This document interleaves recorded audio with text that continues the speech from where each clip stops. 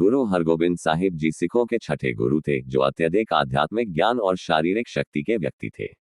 वे सिख धर्म के निडर रक्षक भी थे। अपने शासनकाल के दौरान उनकी मुगल सम्राट जहांगीर से कई मुलाकातें हुई।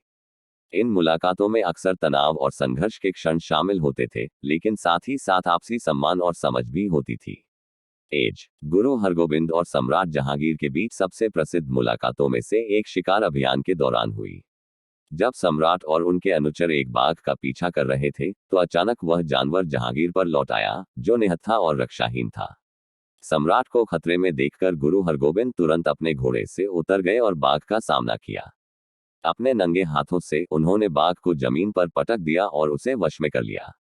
सम्राट जहांगीर गुरु हरगोबिंद की बहादुरी और ताकत से बहुत प्रभावित हुए। उन्होंने दूसरों की रक्षा के लिए खुद को खतरे में डालने के लिए गुरु की इच्छा की भी सराहना की। इस मुलाकात के परिणामस्वरूप सम्राट का गुरु हरगोबिंद के प्रति सम्मान बढ़ गया।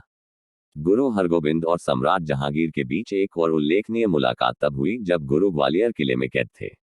सम्राट ने विद्रोह के संदेह में गुरु को कैद कर लिया था, लेकिन कई महीनों के बाद उन्हें रिहा कर दिया गया।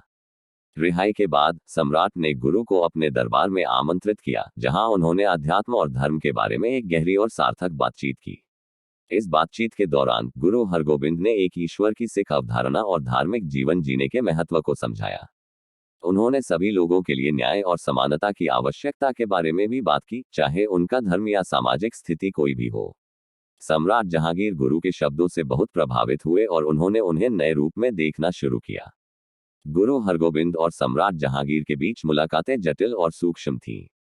उनमें संघर्ष और सहयोग दोनों के क्षण शामिल थे। हालांकि इन मुलाकातों के माध्यम से दोनों पुरुषों ने एक पारस्परिक सम्मान और समझ विकसित की, जिसने सिखों और मुगलों के बीच अधिक शांतिपूर्ण सहअस्तित्व को बढ़ावा देने में मदद की।